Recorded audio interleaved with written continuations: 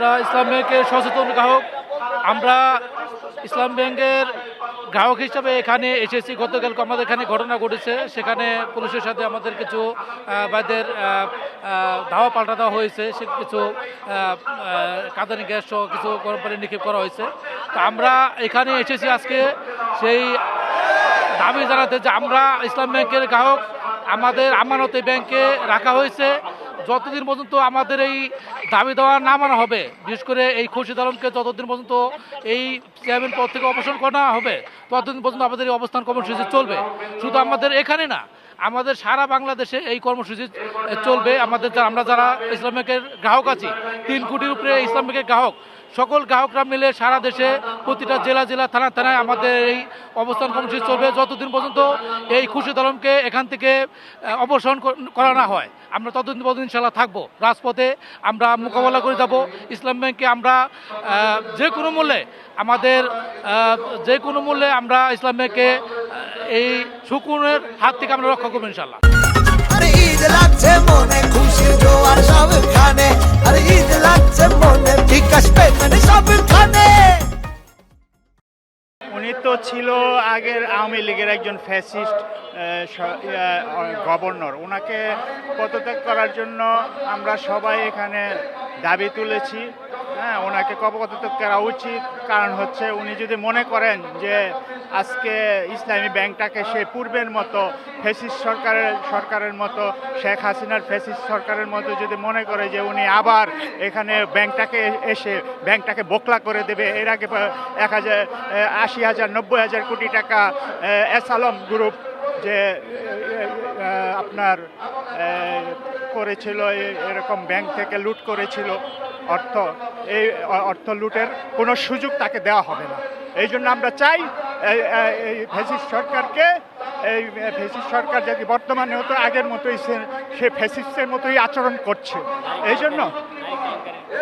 জন্য ব্যাংক কেলেঙ্কারির কারণে কিংবা যে কোনো কারণে হোক, হ্যাঁ, এটা যাতে না করতে পারে। এই জন্য আমরা চাই যে আপনার এই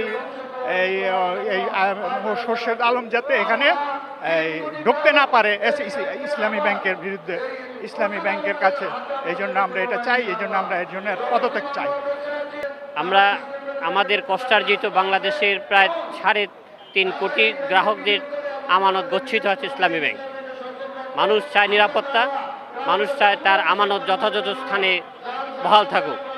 সেই আপনারা জানেন বিগত 17 বছর এই দেশের অর্থনীতিকে পঙ্গু করে দেওয়ার জন্য বিশেষ করে একটি গোষ্ঠী আধিপত্যবাদী শক্তি তাদের সেই বাংলাদেশকে অর্থনীতি পঙ্গু করে দেশের দাবি না আদায় হলে কি করবেন সেটা বলুন। দেশের আমরা দাবি না আদায় হলে আমাদের অক্লান্ত পরিশ্রম করে আমরা যা পারি, আমাদের কষ্টার্জিত টাকা আমরা রক্তবিন্দু দিয়ে হলে আমরা চেষ্টা করব সেই দাবি আদায় করতে।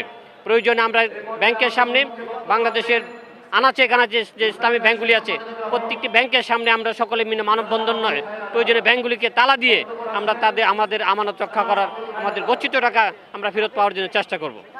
সুষ্ঠুভাবে এবং দাঁড়াইছিলাম, মানববন্ধন করতেছিলাম। আমরা তো কোনো বিশৃঙ্খলা করিনি। পুলিশই একটা ঝামেলা করলো। প্রথমে তারা জলকামান দিল, তারপরে লাঠিচার্জ, তারপরে সাউন্ড গ্রেনেড, এগুলি মারলো। এগুলি আসলে তাদের উচিত হয় নাই, কেন আমরা তো বিশৃঙ্খলা সৃষ্টি করিনি। আমরা চাইছি একটা মানুষ যাতে লুট করতে না পারে, ব্যাংকের যাতে অর্থনৈতিক পাচার এটার সাথে জড়িত যারা আছে তারা পূর্বে ছিল, তারা পরীক্ষিত।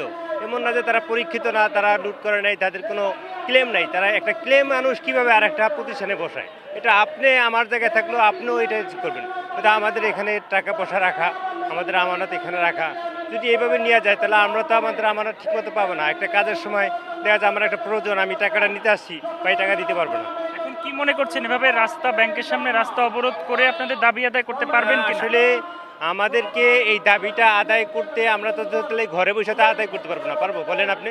যে আমি যদি ঘরে বসে থাকি, রাস্তায় যদি না আসি, বলবে তো আপনারা তো কোনো কর্মসূচি দেন নেই, আমরা কীভাবে জানবো যে উনি ভালো কিনা খারাপ? এটা তো জানাইতে হবে। জানানোর জন্যই আমরা এখানে আসা। দাবি না আদায় হলে কি করবে? আর পরবর্তীতে যেটা হয় ওইটাই করবে আর কি, আমাদের পুরো যারা আছে তারা করবে।